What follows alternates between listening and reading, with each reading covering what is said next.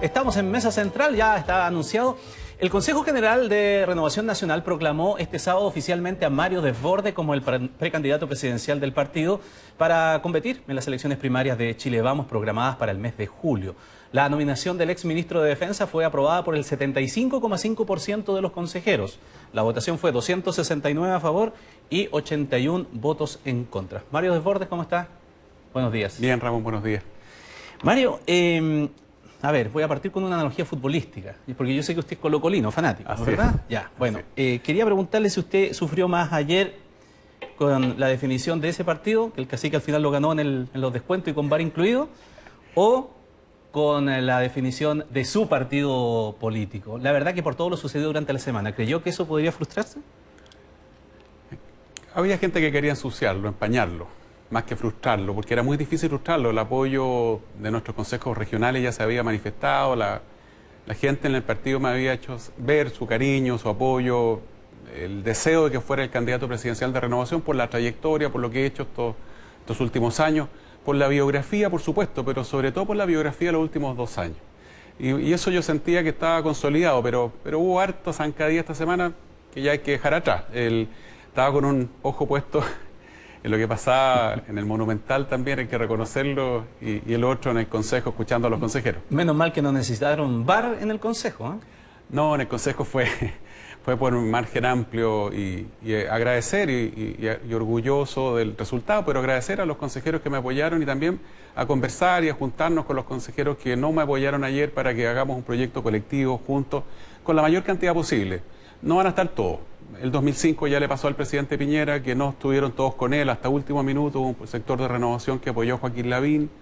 El 2013 no todos estuvieron con Andrés Alamán, muchos estaban con Lorenz Goldberg. Esto es algo que pasa en Renovación, es natural, pero espero que la mayoría estemos cuadrados detrás de un proyecto que es institucional, que es el de Renovación en las candidaturas del 11 de abril y también conmigo en la presidencia. Bueno, que haya competitividad y que se digan cosas en una campaña, sí, siempre ocurre, Mario, pero aquí se han hecho cuestiones más de peso, incluso su contrincante, su rival electoral, que al final no llegó a puerto, Francisco Chaguán, de hecho se bajó, hizo graves acusaciones porque dijo que no seguía en competencia porque esta elección no era imparcial, ni transparente, ni tampoco democrática. Incluso señaló que él había pedido que fuera el Consejo, que no fuera el Consejo, sino una primaria al interior de Renovación Nacional que definiera al candidato. ¿Usted no quiso eso?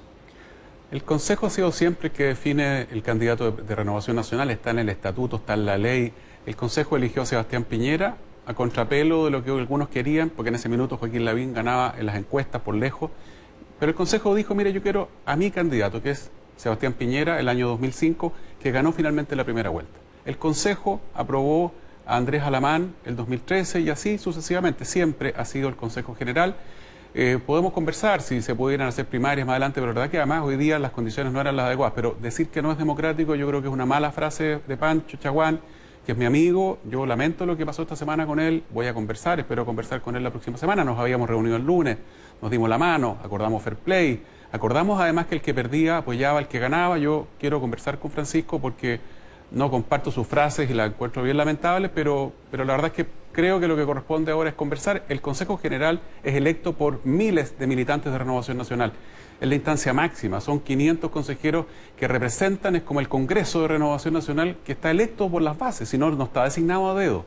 Y este Consejo habló, y habló claro ayer, y por lo tanto eso es lo democrático y hay que acatarlo, respetarlo y trabajar todos juntos porque este partido, el partido más grande de Chile, tiene que contribuir en la primaria para que el que gane o la que gane esa primaria, y voy a trabajar para ser yo el que la gane, termine instalado como la mejor opción para ser presidente o presidenta a final del año. Mario, cuando sucedió eso, cuando se retiró Francisco Chaguán y todo lo que ocurrió anteriormente, la carta de 13 parlamentarios pidiendo que haya libertad de acción o que se respete esa posibilidad de una libertad de acción, las intervenciones del expresidente Carlos Larraín, todo eso sucedió en una semana. Cuando se le preguntó a usted, dijo, nos quieren meter al barro, nos van a hacer zancadilla y va a haber personas que van a hacer todo lo posible para que yo no sea candidato. Yo le quiero preguntar, ¿quiénes son los que están detrás de esa zancadilla y de eso que quiere, usted dice, meterlo al barro? Lo primero, yo separaría la carta de los parlamentarios que pedían que hubiera libertad de acción, porque es legítimo.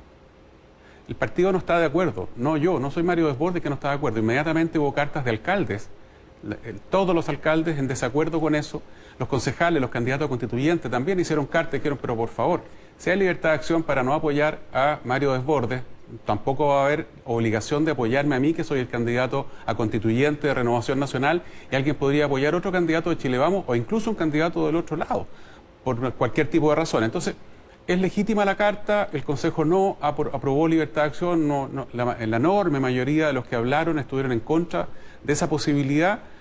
Antes ha pasado lo mismo, exactamente lo mismo. Se pidió libertad de acción en el 2005 para apoyar a Lavín y no a Piñera, no hubo. Se pidió libertad de acción para apoyar a Goldberg y no a Lamán, no hubo tampoco libertad de acción.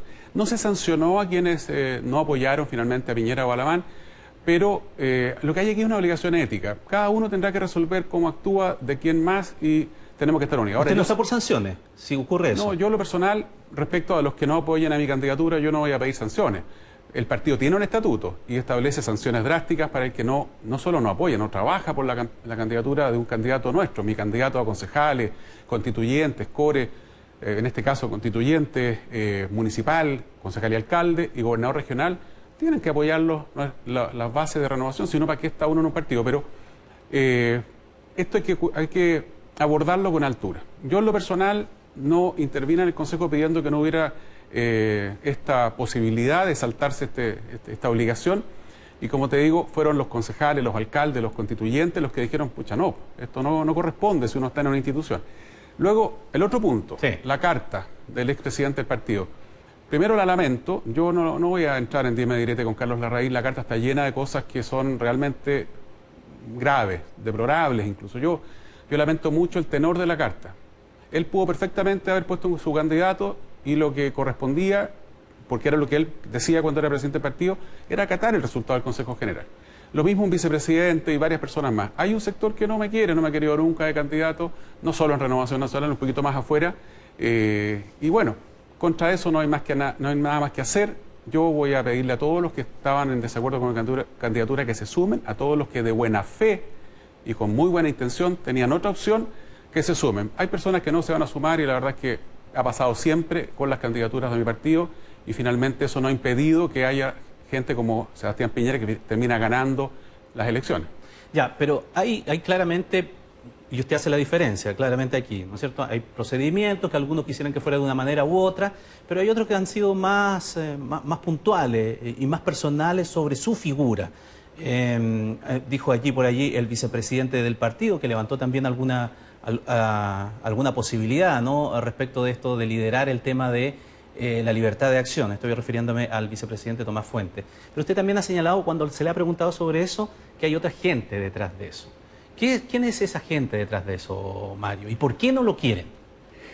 A ver, la enorme mayoría del partido me apoya, de los simpatizantes, los adherentes de Renovación Nacional, apoya mi candidatura.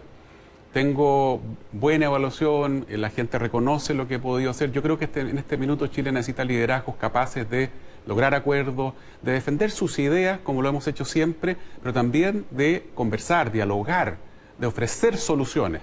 Esa parte que yo la encuentro positiva, hay gente que no le gusta, porque hay gente que prefiere que uno se quede en la trinchera metido y pelee y no haya acuerdo de nada y patee el tablero, pero no moverte un milímetro. Esa es la gente que dice que yo me fui a la izquierda durante el periodo del estallido social porque promoví el diálogo, porque promoví los acuerdos, porque hablé a favor de reformas sociales profundas. Cuando uno conversa con la derecha moderna, la europea, y converso permanentemente con la gente de los partidos nuestros aliados allá, españoles, franceses, alemanes, la respuesta es: lo que tú has propuesto en Chile es lo que proponemos nosotros en Europa. Eso nunca ha sido de izquierda. ¿Cómo va a ser de izquierda proponer que haya un sistema mixto de pensiones, reconociendo la capitalización individual, pero también reconociendo que es necesario ir mucho más allá, que todos tenemos que contribuir para que las pensiones de quienes hoy día lo están pasando mal mejoren de una vez por todas? ¿Cómo va a ser de izquierda proponer que tengamos un plan universal de salud que le garantice a todas las chilenas y chilenos un plan mínimo, que esté garantizada, ¿no es cierto?, las prestaciones a las que todos tenemos derecho? ¿Cómo va a ser eso una idea de izquierda? Cuando uno habla de este tipo de cosas, solucionar la deuda del CAE, que es un drama de cientos, de miles de personas que están pagando tasas de interés altísimas, que nadie más paga, que no se endeudaron para comprarse un suntuario, un auto, una moto, se endeudaron para estudiar, para salir adelante. ¿Cómo va a ser eso de izquierda?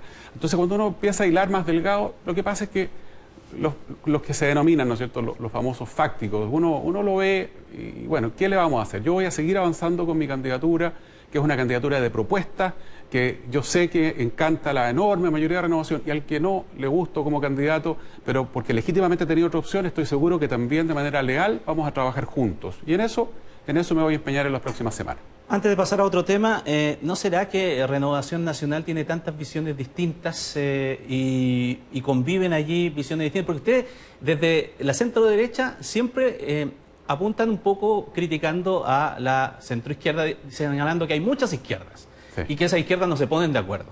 Bueno, pero uno podría decir cómo andan en casa también, o cómo andan en Renovación Nacional por todo lo que ha sucedido, cuando hay, no sé, por citar algo nomás, diputadas como Camila Flores, que en un consejo general hace ya un par de años se declaró abiertamente pinochetista y agradecida del gobierno militar, y se levantó muchísima gente de ese consejo, porque no fue solamente ella, a aplaudirla. Entonces, ¿usted cómo juega allí? ¿Cómo se siente? ¿Se siente raro al interior de eso? Yo creo que fue en el mismo consejo que algunas personas han filtrado un pedacito del video. En algún momento lo hizo Camila Vallejo y lo hablé con ella, porque el video era otra cosa, cuando yo señalé que yo entiendo el 11 de septiembre. Y nunca he dicho que el 11 de septiembre no se justificó. Pero también dije, lo que no podemos nunca hacer es no condenar la violación a los derechos humanos. Dije clarito, yo no tendría cara para mirar a los ojos a Tucapel Jiménez si no condenara con claridad la violación a los derechos humanos, si no tuviera firmeza absoluta para condenar, para perseguir y para castigar. Eso en ese mismo consejo. Entonces, por supuesto que con Camila tenemos una súper buena relación, no me acuerdo la frase completa de ella tampoco, pero yo voy más allá que eso. Efectivamente, hay más de una centro-derecha. Y ha habido durante décadas un sector que quiere homogeneizarnos y que quiere que haya una sola visión que se reconozca como centro-derecha, y eso tenemos que una vez por todas comprender que no es así. No se trata de pelearnos entre nosotros, se trata de comprender que hay distintos... Yo soy una persona que, a partir de una visión social cristiana, solidaria, cree que tenemos que promover la economía de mercado con apellido, social de mercado. Cuando nosotros nos dicen en los debates es que la economía de mercado basta y simple, basta y sobra. No basta y sobra. El apellido social tiene una profundidad tremenda porque le agrega un componente ético. No basta la mirada económica, que siempre es importante, basta además, es necesario agregar una mirada humana a las propuestas públicas, a las políticas públicas, y a partir de esa visión estamos haciendo propuestas, que no es la misma que tienen otros sectores de mi coalición, y eso es legítimo, y tenemos que complementarnos, entender que la centroderecha, entender que Chile Vamos es una coalición diversa, en donde las distintas miradas tienen que confluir en un proyecto colectivo, pero respetando siempre esa diversidad. No hay una sola derecha, Ramón, así como hay muchas formas de ver, ¿no es cierto?, las propuestas de la centroizquierda. Nosotros también tenemos diversidad, y hace muchos años que se intentó aplastar esa diversidad y no lo podemos seguir permitiendo, porque la verdad es que esta diversidad ayuda mucho, y yo no voy a cejar en eso. Yo creo en el mercado, pero no en el mercado absolutamente sin controles. Yo creo que el mercado tiene que tener control. Cuando digo que creo que el Estado tiene que cumplir roles, hay gente que arrisca la nariz. Yo no estoy proponiendo un Estado gigante, estoy diciendo que hay que respetar la iniciativa privada, hay que respetar el emprendimiento, pero también el Estado tiene que hacerse cargo de algunas cosas, y por lo tanto no podemos cerrarnos a hacer esos análisis. Mario, ¿de cómo se compite entonces en esa diversidad en su sector para pasar de esta valla a la siguiente, que es la primaria en su sector? Seguimos conversando en un instante con Mario Desbordes, recientemente proclamado el candidato, el precandidato presidencial de Renovación Nacional. Seguimos conversando con Mario Desbordes, pero primero vamos a ir a La Moneda, porque Diego Quesada nos está llamando a actividad en el Palacio de Gobierno. Detalle, ¿de qué se trata, Diego? ¿Cómo estás, Ramón? Buenas Buenas tardes. Buenas tardes, ya acá en el Palacio de la Moneda, una actividad en donde el presidente Sebastián Piñera, de forma telemática, porque todavía está cumpliendo su cuarentena preventiva, promulgó la ley que sanciona y que tipifica como delito el uso, también la fabricación y la venta de fuegos artificiales. Esto en un marco de una actividad que al menos acá en el Patio de las Camelias de la Casa de Gobierno tuvo la presencia del ministro del Interior, también del ministro de Justicia y diversos alcaldes, entre ellos los alcaldes de Renca, también de La Florida y de la comuna de Peñalolén, quienes también hicieron un diagnóstico, una radiografía de lo que se vive en las distintas comunas en referencia a esta situación. Lo hemos visto en las últimas semanas, el uso de fuegos artificiales, lo pudimos ver también en las fiestas de fin de año del 2020, en donde se pudo reportar también el uso de estos fuegos artificiales. No se abordó durante esta jornada al menos una nueva vocería o más detalles respecto a lo sucedido ayer en función de los temblores y también esta evacuación que se registró por esta alerta de la Oficina Nacional de Emergencia emitida en distintos celulares. Esta actividad al menos estuvo centrada en materias de seguridad y la promulgación de esta ley que tipifica como delito el uso, la venta y la fabricación de fuegos artificiales, aumentando así las sanciones que podrían llegar incluso a la sanción de presidio. Es parte de lo que aconteció hace breves instantes acá en el Palacio de la Moneda, en una actividad encabezada vía telemática por el presidente de la República, Sebastián Piñera, acompañado acá en materia presencial por los alcaldes de distintas comunas de la región metropolitana y ministros de Estado, Ramón. Muy bien, detalles y reacciones a esa promulgación luego en nuestra edición de Tele 13 Tarde. Gracias, Diego. Seguimos aquí en el estudio con la conversación con Mario Desbordes. Mario, ¿cuándo comienza a marcar usted en la encuesta? Porque una cosa es salvar la valla al primero del partido, pero esta es una competencia que se da al interior de Chile Vamos y claramente los números lo tienen en desventaja. Bueno, en julio marcaba muy bien en la encuesta, entré al gobierno porque había que hacerlo, era necesario y cumplir la labor que me encargó el presidente Piñera. Y por lo tanto, de aquí a trabajar y las encuestas irán mejorando a poco, pero la verdad es que a estas alturas, lo conversaban ustedes recién en el panel, el escenario está completamente abierto. Primero, no hay nadie que tenga la carrera ganada, nadie tiene asegurado nada. El 2013 pasaba lo mismo, el 2016, el 2005 lo mismo, los candidatos de renovación iban detrás en la encuesta. Le pasó a Piñera el 2005 que iba muy detrás de Joaquín Lavín, sin embargo él terminó pasando a la segunda vuelta y no Joaquín. Yo valoro que esté Joaquín bien evaluado, es mi amigo. Pero si tú ves la encuesta CADEM de hoy, que yo la verdad que la CADEM me sorprende en sus fluctuaciones un poquito bruscas. Uno está igual que todos los candidatos de oposición. Sebastián Sichel está un punto distinto de mí en el espontáneo, estamos hablando. Y por lo tanto la verdad es que esto está completamente abierto.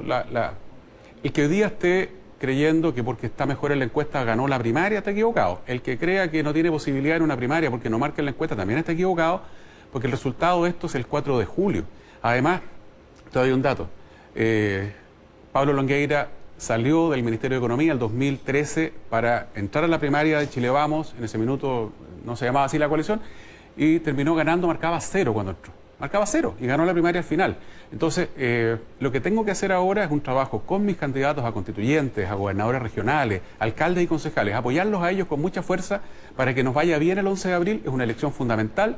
Y luego desplegarme, ya sea presencial, físicamente o virtual, para ir planteando lo que te decía recién. Proponer ideas, propuestas a partir de una centro-derecha con fuerte contenido social, una centro-derecha que a partir de conceptos muy contundentes como son la economía social de mercado, la solidaridad, etcétera, vayamos encantando la ciudadanía, que es lo que más importa. Mario, me hablaba de Longueira, ¿no es cierto? Ponía el caso de Longueira. Ya, yo como había escuchado que había puesto ese ejemplo, anteriormente lo escuché por allí en alguna entrevista, busqué los números de Longueira cuando salió del ministerio. Y mira, lo que encontré fue lo siguiente, que él salió a fines de abril del 2003 del gabinete y en la SEC de junio, o sea, salió en abril, mayo, junio, 2 meses después, marcaba 7. Sí. Y después, en la encuesta de la UDD de julio, un mes después, marcaba 25. No es para rebatir los números que acabas de entregar, pero lo que quiero decir es otro momento de todo. Sí. Pero siguiendo esa misma lógica, ya que el ejemplo lo puso usted, no yo, usted el otro mes debiera marcar 7 y después debiera marcar 25 para ser competitivo, ¿no? Yo creo que la centroderecha, primero, prácticamente todos los candidatos marcamos más que lo que marcan los candidatos de la centroizquierda. No me refiero a Pamela Giles ni a Daniel Jadue, que están en otro sector de la oposición y marcan muchísimo más. Eso es un primer dato. Y eso no significa que los candidatos del PPD, del PS no sean competitivos, al revés. Ellos van a tener su primaria, va a quedar bien instalado alguien que gane la elección de lo que fue en algún minuto la concertación o la nueva mayoría sin el PC.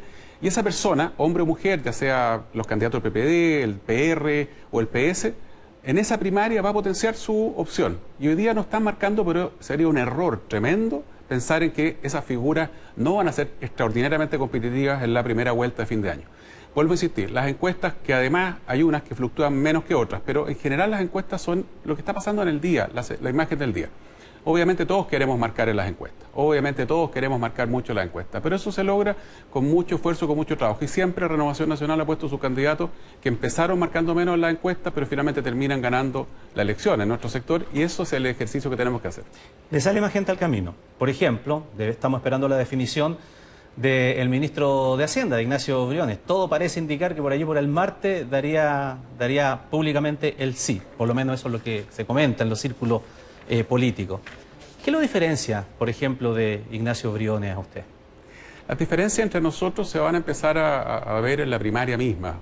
Evidentemente, primero partimos de la base que somos de la misma coalición y tenemos una base común. O sea, nosotros reconocemos todo lo que se ha logrado en estos años. Los chilenos, yo creo que no quieren perder todo lo logrado en décadas de crecimiento, de esfuerzo, en donde partimos en el año 90 con 40% de personas en la pobreza y hoy día tenemos, vamos a ver qué pasa al salir de esta pandemia, la crisis económica, alrededor del 10%.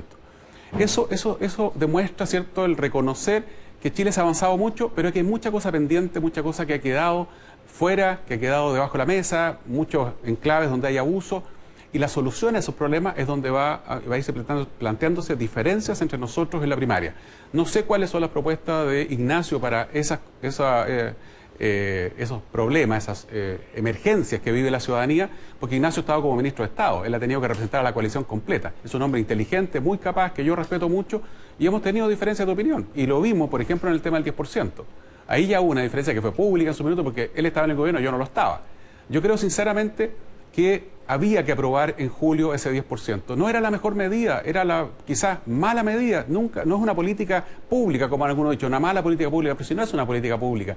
Le tuvimos que pedir a los chilenos que metieran su mano al bolsillo para solucionar ellos la crisis que estaban viviendo. Y ahí yo recibí críticas desde el gobierno, del partido de Ignacio, y es algo que tenemos que debatir. ¿Por qué? Porque yo estoy convencido que el gobierno implementó una serie de medidas muy potentes, muy buenas, pero con todo, como el Estado tiene capacidad limitada, no eran suficientes. Y había personas, y lo he comentado, que estaban pasando hambre y que no tenían una solución en los bonos que estaba entregando el gobierno. Ahí hay una diferencia y tenemos que explicar cada uno, bueno, por qué yo aprobé, por qué conseguí los votos, por qué me esforcé para que tuviéramos esa posibilidad de retirar desde nuestros fondos de pensiones, ¿cierto?, aquellos que lo hicieron, dineros en los momentos más críticos. Yo creo que incluso estuvimos al borde de un estallido en el mes de julio. Miles de personas que tú le decías que es en la casa, porque tiene cuarentena, pero no tenían cómo llevar algo a la casa para comer, porque no tenían ahorro, mucha gente, cientos de miles de personas que no tienen ahorro, que no tenían ingresos durante meses. ¿Y eso es responsabilidad del ministro de Hacienda? No, en absoluto, si el punto es la diferencia de opinión que tuvimos respecto a la solución. No es responsabilidad. Sí, no, pero le preguntaba los efectos que provocó eso, que el gobierno se haya demorado, Hacienda, etcétera. Yo lo vuelvo a repetir, el ministro de Hacienda hizo un gran esfuerzo con los recursos que tiene el país para ofrecerle solución a los chilenos. Y yo valoro todas las propuestas que hizo ese ministro de Hacienda, que hizo nuestro gobierno, porque creo que fueron acertadas. Pero yo siento que había que ir más allá, que se necesitó más recursos, y el fisco, y Ignacio nos lo ha dicho, no tenía más recursos. Yo le creo, no hay duda. Y lo dijo el presidente. Y por lo tanto hubo que recurrir a algo que yo no hubiera querido que se hiciera, que es que las personas, así como se hizo con el seguro de cesantía, hay que decirlo claramente, que las personas tuvieran que meterse la mano al bolsillo para enfrentar la crisis. Es la solución a ese problema, el avanzar en ese 10% fue bien polémico. Hubo mucho columnista que me criticó duramente. ¿Cómo se le ocurre aprobar esto? Y les preguntaba, porque estuve con ellos enfrentado en debate en radio y televisión, bueno, ¿qué propone usted como alternativa? Y no tenían alternativa. Entonces la verdad es que, mira, el liceo donde yo estudié, la directora, que probablemente está viendo porque sigue los programas de estudio, nos pidió a los exalumnos ayuda en junio. Porque había exalumnos que estaban pasando hambre, alumnos, perdón, actuales. El presidente del Círculo de Exalumnos, que es periodista, editor de un programa de televisión, Gonzalo Rojas, nos llama y nos dice, tenemos que hacer algo. Porque hay chiquillos pasando hambre. Cuando lo comentábamos, hay gente que me decía, ¿de qué hambre me hablan? ¿Cómo se te ocurre? ¿De qué me estás hablando? Eso no es cierto. Por favor, sí, había miles de personas pasando hambre y a esas personas no les estaba llegando el IFE, no estaban accediendo. Muchos comerciantes que no les dieron el crédito FOGAPE porque tenían DICOM o porque no se lo quisieron dar sencillamente y que no tenían cómo pagarle la disposición a sus trabajadores suspendidos, que no tenían cómo pasar el mes. Comerciantes que se habían sostenido siempre por sí solos, Mario, pero que en esta oportunidad necesitaban un apoyo estatal que no siempre llegó y lamentablemente tuvimos que recurrir a eso y yo insisto, si estuviéramos en esas condiciones en las que vivimos en julio, yo lo volvería a hacer. Mario, en esa argumentación lo escuchaba atentamente. Usted ha hecho referencia sí, al pasar también a su historia propia. Habla de su liceo, habla de su liceo municipal, ¿no es verdad? Y eso lo ha sacado a referencia bastantes veces, el tema de la meritocracia y de dónde viene usted. Se lo pregunto por qué. Porque hay otro candidato que también hace lucir mucho esa parte personal, que es Sebastián Sichel, y que pareciera que en los discursos utilizan más o menos los mismos argumentos que usted. ¿Esto va a ser una competencia de meritocracia después también en los discursos con Sichel, por ejemplo? Así como hay candidatos que dicen, mire, yo estudié en Harvard, o estudié en Chicago, soy doctor y eso demuestra que tengo una preparación solvente, soy doctor en economía y eso está bien, la gente quiere saberlo. La historia de vida también es importante que se conozca, pero yo cuando pongo el ejemplo del liceo no lo pongo para decir, mire, vengo del liceo, me sacrifiqué, etcétera, sino que para decirle, oiga, perdóneme, cuando peleamos este tema del 10% que fue tan polémico, lo hice porque tenía convicción, porque vi a los estudiantes que no tenían nada en el refrigerador. Estuve en sus casas. O sea, de verdad cuando me lo retrucan, me dicen, oiga, pero es que fue una irresponsabilidad abrir eso, perdóneme, pero de corazón estoy convencido de que en ese minuto no había otra alternativa. Por eso pongo el tema del liceo. Ahora, sí, yo cuento parte. Hay cosas que no voy a contar. Hay cosas que quedan en la intimidad de la familia, que yo no estoy dispuesto a contar, lo pasamos mal, se sentía mi padre. Bueno, ¿para qué voy a entrar en detalle? Hay muchas cosas que uno vivió de joven, de chico, persona de clase media, en la comuna de La Cisterna, efectivamente, escuela pobre, con números, y eso es en mi historia de vida. Pero yo creo que lo que más en este minuto la gente tiene que sopesar en la historia, la biografía reciente. ¿Qué pasó? ¿Qué hiciste? ¿Cómo te paraste en los últimos 2 años, si quieres ser presidente de Chile? ¿Cómo te paraste los últimos 2 años cuando Chile crujió entero y con razón? Cuando Chile demandó de una vez por todas soluciones a problemas que estaban debajo de la alfombra por décadas. ¿Qué hiciste? ¿Qué dijiste? Y hay gente que está de acuerdo con lo que hice y otra que no está de acuerdo con lo que hice. Y es lo que yo quiero plantear como partida a las propuestas que vamos a hacer a Chile respecto de lo que tenemos que enfrentar. La nueva Constitución va a estar en 2 años más. Entre medio tenemos que ser capaces de sacar adelante reformas muy importantes a la salud, a las pensiones. Solucionar el tema del CAE de una vez por todas. Son miles de jóvenes que están desesperados, familias enteras que están desesperados. Esas soluciones tenemos que plantearlas a partir del diálogo, de la conversación, de ser capaces de llegar a acuerdos. Y eso es algo que creo que ya he demostrado que puedo hacer, pero que sé que puedo hacer hacia adelante también. Muy bien, se nos acabó el tiempo, 12:25. Mario Desbordes, muchísimas gracias por haber estado aquí conversando con nosotros en Mesa Central. Muchas gracias, Ramón.